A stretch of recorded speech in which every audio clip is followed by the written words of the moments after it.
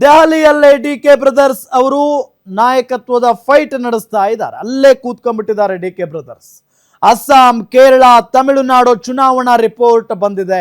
Report ತಗೊಂಡು ದೆಹಲಿಗೆ ದೌಡಾಯಿಸಿದ್ದಾರೆ DK Shivakumar ಅವರು. ದೆಹಲಿಯಲ್ಲೇ ಡಿಕೆ ಬ್ರದರ್ಸ್ ಕೂತ್ಕೊಂಡಿದ್ದಾರೆ. ಅಸ್ಸಾಂ, ಕೇರಳ, ತಮಿಳುನಾಡು ಚುನಾವಣಾ ರಿಪೋರ್ಟ್ ಬಂದಿದೆ. ರಿಪೋರ್ಟ್ ತಗೊಂಡು ದೆಹಲಿಗೆ ದೌಡಾಯಿಸಿದ್ದಾರೆ ಡಿಕೆ ಶಿವಕುಮಾರ್ ಅವರು. ಸ್ವಾಮಿ ಕಾರ್ಯ ಹಾಗೂ ಸ್ವಕಾರ್ಯಕ್ಕೆ ದೆಹಲಿಯಲ್ಲಿ ಠಿಕಾಣಿ ಹೂಡಿರೋದು. ಕಳೆದ 3 ದಿನಗಳಿಂದ ದೆಹಲಿಯಲ್ಲಿಯೇ ಬೀಡು ಬಿಟ್ಟಿದ್ದಾರೆ ಡಿಕೆ ಶಿವಕುಮಾರ್. ಹಾಗಾದ್ರೆ ಡಿಸಿಎಂ ಡಿಕೆ ಶಿವಕುಮಾರ್ ಲೆಕ್ಕಾಚಾರ ಏನು? ಕಾಂಗ್ರೆಸ್ನ ಗೇಮ್ ಚೇಂಜರ್ ಡಿಕೆಶಿ ಹೆಣದ ಬಲೆ ಎಂತದ್ದು ಗೊತ್ತಾ? ಗ್ಯಾರಂಟಿ ನ್ಯೂಸ್ ನಲ್ಲಿ ಪೊಲಿಟಿಕಲ್ ಬಿಗ್ ಎಕ್ಸ್ಕ್ಲೂಸಿವ್. ಅಸಲಿಗೆ ಏನ್ ನಡೀತಾ ಇದೆ? ಹೈಕಮಾಂಡ್ ಮಟ್ಟದಲ್ಲಿ ಈ ನಾಯಕತ್ವ ವಿಚಾರಕ್ಕೆ ಸಂಬಂಧಪಟ್ಟಂತೆ ಅಥವಾ ನಾಯಕತ್ವ ಬದಲಾವಣೆ ವಿಚಾರಕ್ಕೆ ಸಂಬಂಧಪಟ್ಟಂತೆ ಏನೆಲ್ಲ ಚರ್ಚೆ ಆಗ್ತಾ ಇದೆ? ಡಿಕೆ ಶಿವಕುಮಾರ್ ಅವರ ರಣತಂತ್ರ ಏನು?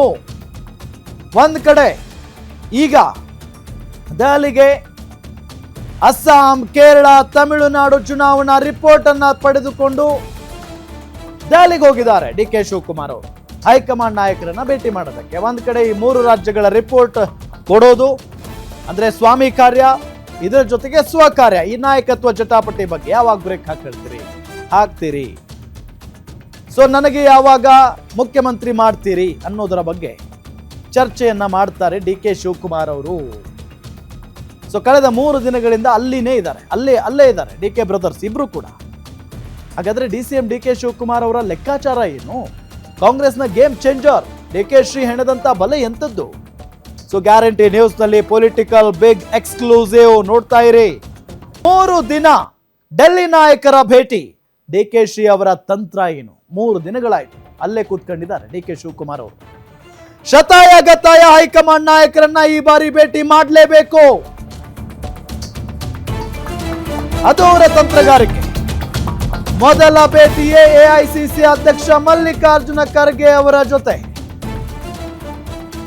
ಮಲ್ಲಿಕಾರ್ಜುನ ಖರ್ಗೆ ಮುಂದೆ ಡಿಕೆ ಇಟ್ಟಂತ ಡಿಮ್ಯಾಂಡ್ ಏನು? ಡಿಕೆ ಶಿವಕುಮಾರ್ಗೆ ಮಲ್ಲಿಕಾರ್ಜುನ ಖರ್ಗೆ ಕೊಟ್ಟ ಮಾತೇನು? ಹಠ ಬಿಡದ ಡಿಕೆ ಶಿವಕುಮಾರ್, ಇಕ್ಕಟ್ಟಿಗೆ ಸಿಲುಕಿದ ಹೈಕಮಾಂಡ್.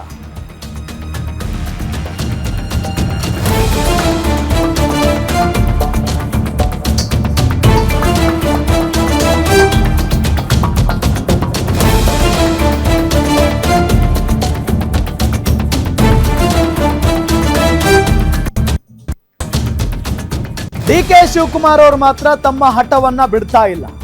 ಇತ್ತ ಹೈಕಮಾಂಡ್ ಡಿಕೆ ಶಿವಕುಮಾರ್ ಅವರ ಹಠ ನೋಡಿ ಒಂಥರ ಇಕ್ಕಟ್ಟಿಗೆ ಸಿಕ್ಕಾಕೊಂಡ್ಬಿಟ್ಟಿದೆ ಅಂತಾನೆ ಹೇಳ್ಬೋದು. ಸರಣಿ ಚುನಾವಣೆಗಳು ಮುಗಿದ್ವು, ಅಧಿಕಾರ ಕೊಡಿ ಅಂತ ಪಟ್ಟು ಹಿಡಿದು ಕೂತ್ಕೊಂಡ್ಬಿಟ್ಟಿದ್ದಾರೆ ಈಗ ಡಿಕೆ ಶಿವಕುಮಾರ್. 2.5 ವರ್ಷ ಆಗಿದೆ, ಈಗ 3 ವರ್ಷದತ್ತ ಹೆಜ್ಜೆ ಹಾಕಿದೀವಿ. ಇನ್ನೊಂದು 2 ತಿಂಗಳು ಅಥವಾ 1 ತಿಂಗಳು ಮಾತ್ರ ಬಾಕಿ ಇದೆ ಈ ಸರ್ಕಾರಕ್ಕೆ 3 ವರ್ಷ ತುಂಬೋದಕ್ಕೆ. ಸೊ ಈ ಸಂದರ್ಭದಲ್ಲಿ ಆಲ್ಮೋಸ್ಟ್ ಎಲ್ಲ ಚಾಲೆಂಜಸ್ ಅನ್ನು ಕೂಡ ಫೇಸ್ ಮಾಡಿದ್ದಾರೆ. ಪಂಚರಾಜ್ಯ ಚುನಾವಣೆಗಳಾಗಿರ್ಬೋದು, ರಾಜ್ಯದ ಬೈ ಎಲೆಕ್ಷನ್ ಆಗಿರಬಹುದು, ಎಲ್ಲ ಮುಗಿದೋಯ್ತು. ಎಲ್ಲ ಕ್ರಾಂತಿಗಳು ಕೂಡ ಅಲ್ಲೇ ಮೂಲೆಗೆ ತಳ್ಳಾಯ್ತು. ಇದೆಲ್ಲದರ ನಡುವೆ ಈಗ ಮತ್ತೊಂದು ಕ್ರಾಂತಿ ಆಗಿಬಿಡುತ್ತಾ? ಶತಾಯ ಗತಾಯ ಒಂದು ತೀರ್ಮಾನ ಆಗಬೇಕು ಅನ್ನೋದು ಡಿಕೆ ಶಿವಕುಮಾರ್ ಅವರ ನಿಲುವು. ಸೊ ಹಾಗಾಗಿನೇ ಈಗ ಅಧಿಕಾರ ಕೊಡಿ ಅಂತ ಪಟ್ಟು ಹಿಡಿದು ಬಿಟ್ಟಿದ್ದಾರೆ. 2023ರಿಂದ ಅಧಿಕಾರಕ್ಕೆ ಕಾದೆ, ಇನ್ನು ಮುಂದೆ ಕಾಯೋಕೆ ಸಾಧ್ಯ ಇಲ್ಲ. ಅಧಿಕಾರ ಕೊಡಿ ಅಂತ ಹೈಕಮಾಂಡ್ ಮುಂದೆ ಪಟ್ಟು ಹಿಡಿದು ಕೂತ್ಕೊಂಡ್ಬಿಟ್ಟಿದ್ದಾರೆ ಡಿಕೆ ಶಿವಕುಮಾರ್ ಅವರು. ಹೈಕಮಾಂಡ್ ಮುಂದೆ ಡಿಕೆ ಶಿವಕುಮಾರ್ ಮತ್ತು ಡಿಕೆ ಸುರೇಶ್ ಇಬ್ರು ಕೂಡ ಪಟ್ಟು ಹಿಡಿದಿದ್ದಾರೆ. ಗ್ಯಾರಂಟಿ ನ್ಯೂಸ್ ನಲ್ಲಿ ಡೆಲ್ಲಿ ಮೀಟಿಂಗ್ ನ ಇನ್ಸೈಡ್ ಸ್ಟೋರಿ. ಹಾಗಾದ್ರೆ ಡಿಕೆ ಶಿವಕುಮಾರ್ ಅವರು ಎಐಸಿಸಿ ಅಧ್ಯಕ್ಷ ಮಲ್ಲಿಕಾರ್ಜುನ ಖರ್ಗೆ ಅವರ ಜೊತೆಗೆ ಏನು ಮಾತಾಡಿದ್ರು? ಮಲ್ಲಿಕಾರ್ಜುನ ಖರ್ಗೆ ಅವರು ಡಿಕೆ ಶಿವಕುಮಾರ್ ಅವರಿಗೆ ಏನ್ ಹೇಳಿದ್ರು ಈ ಒಂದು ಸಭೆಯಲ್ಲಿ?